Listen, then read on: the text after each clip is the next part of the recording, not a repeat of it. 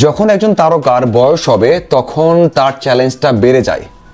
এমনি সময় যার বয়স 22 থেকে 26, 30, 31, 32, তখন ভালো না করলে বলা হয় যে ভালো করছে না, কোনো এক সময় ব্যাক করবে। কিন্তু বয়স যদি 36, 37, 38 বা 40-এর কোটায় থাকে তাহলে বলা হয় যে শেষ, হয়তোবা কাম ব্যাক করতে পারবেন।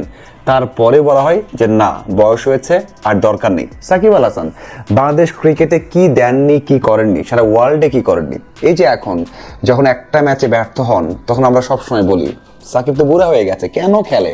2টা ম্যাচ খারাপ করেছেন, এক ম্যাচে 2 ওভারে 20 রান দিয়েছেন আর একটা ম্যাচে 2 ওভারে 27 রান দিয়েছেন। এরপর থেকে তো আমরা সবাই বলা শুরু করেছি যে মুম্বাই তাকে নিয়েছে শুধুমাত্র পিআর এর জন্য, অথবা পাবলিক দেখবে, বাংলাদেশের সমর্থকরা দেখবে, এই জন্য। সাকিব আল হাসান এমন কিছু করেননি যে অনেক বেশি করে তার নাম বলতে হয় বা প্রশংসা করতে হয়, কারণ এমন কাজ এর আগে করে এসেছেন। সেটা হচ্ছে 4 ওভার বল করে 14 রান দিয়েছেন, 2টা উইকেট নিয়েছেন। কি দারুণ বল করেছেন এবং অপোনেন্টকে 124 রানে বেঁধে ফেলার ক্ষেত্রে তার অবদান সবচেয়ে বেশি বললে ভুল হবে না। এমন ইকোনমিক্যাল বোলিং এই বয়সে এসে আসলে অনেকে হয়তো আশা করেননি বা কেউ চিন্তা করেনি যে এত ভালো বল করবেন। এবং সবচেয়ে বড় বিষয় হচ্ছে এই আসরে সবগুলো স্পিনার মিলিয়ে যে পরিমাণ টার্ন আদায় করেছেন এই একটা ম্যাচে, তার থেকে বেশি টার্ন আদায় করেছেন সাকিব আল হাসান। এটা ভুল শুনছেন না যে সাকিব আল হাসান তো টার্নে বিশ্বাস করে না। নিজে অনেকবার ইন্টারভিউতে বলেছেন যে আমি আসলে জায়গা মতো বল করতে পছন্দ করি এবং ব্যাটারকে রিড করে লাইন লেন্থ ধরে রাখা সেটা খুব ভালো পান, কিন্তু এত টার্ন কিন্তু এর আগে পাননি। সেটা কিন্তু বারবার দেখানো হয়েছে ওই স্ক্রিনে। যাই হোক, সাকিব আল হাসান বল করতে এসেছিলেন 7ম ওভারে। প্রথম ওভারে 5 রান দিয়েছেন, 2টা ডট এবং একটা উইকেট। ফাকর জামানের ছোট উইকেট না, আমরা হয়তো বলতে পারি যে ভাই ছোট উইকেট নিয়েছেন, তা না, ওপেনার বড় উইকেট। এরপর যখন বল করতে আসলেন 9ম ওভারে তখনও একটা উইকেট নিয়েছেন স্যাম কারানের, নিজে বল করে নিজে ক্যাচ নিয়েছেন, দারুণ ক্যাচ নিয়েছেন। মানে এই বয়সে, ওই যে বয়স বলছি, বয়স বেশি হলে তো দোষ বেশি, ড্রাইভ করে ক্যাচটা কিন্তু নিয়েছেন এই ওভারে 3 রান দিয়ে একটা উইকেট। তার মানে 2 ওভার শেষে 8 রান 2 উইকেট, কনফিডেন্সটা পেয়ে গেছেন এবং তারা আত্মবিশ্বাসটা তখন থেকে কাজে লাগিয়েছেন। এবং পরের 2 ওভারে কিন্তু আরো বেশি দুর্দান্ত ছিলেন।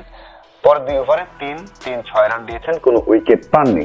এখন বলতে পারেন যে ভাই সাকিব আল হাসান কি এমন করলো। হ্যাঁ, তার ক্যারিয়ার, তার অভিজ্ঞতা, তার রেকর্ড আগে বলতে পারেন ভাই এটা তো কি এমন করেছে।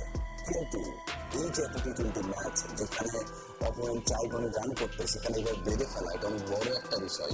এবং সবচেয়ে বড় বিষয় হচ্ছে 2টা উইকেট নেওয়ার পরেও লরেন্সকে বল করেছেন, রয়কে বল করেছেন এবং তাদের আরো হিটার ব্যাটার ছিল যারা কিনা অনেক ভালো হিট করতে পারেন, তাদেরকে কিন্তু হিট করতে দেননি। টার্ন আদায় করেছেন, বেশিরভাগ সময় বল করেছেন বেশি জোরের উপর। বারবার বলা হচ্ছিল যে অনেক গতির বল করছেন, মানে এমনটা নয় যে নর্মাল যে স্পিডে বল করেন তার থেকে বেশি স্পিডে বল করেছেন। তার মানে সাকিব আল হাসান এক কথায় দারুণ একটা দিন পার করেছেন। এখন বলতেই পারেন যেখানে তার ছোট 2 ভাই মুস্তাফিজ এবং তাসকিন দারুণ করছেন একের পর এক, প্রত্যেকটা ম্যাচ খেলছেন, সবগুলো ম্যাচ, সাম্প্রতিক কয়টা ম্যাচে সাকিব আল হাসান দল পাচ্ছিলেন না, শুধু ছবি তুলছিলেন। তাসকিনের সাথে, মুস্তাফিজের সাথে ম্যাচ পাচ্ছিলেন না, পেয়েছেন।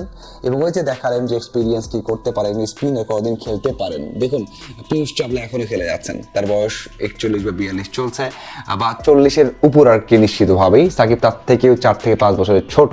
তো পীয়ূষ চাবলা স্পিনার খেলে যাচ্ছেন, তার সাকিব কেন নয়? এবং এখনই যে শেষ হচ্ছেন না সেটা কিন্তু তার মনোভাব, তার ওয়ার্কআউট, তার প্র্যাকটিস দেখে আমরা বুঝতে পারি। আমরা চাই, যারা সাকিবের ফ্যান তারাও চান, এবং বাংলাদেশের প্রেক্ষাপটে বাংলাদেশের সাংবাদিক হিসেবে আমিও মন থেকে চাই সাকিব আল হাসান যেখানেই খেলুক ভালো খেলে যাক। আপনাদের কি মনে হয় এই স্পেলটা কেমন ছিল এবং সাকিব আল হাসান নেক্সট ম্যাচগুলোতে ভালো করতে পারবে কিনা অবশ্যই জানাবেন।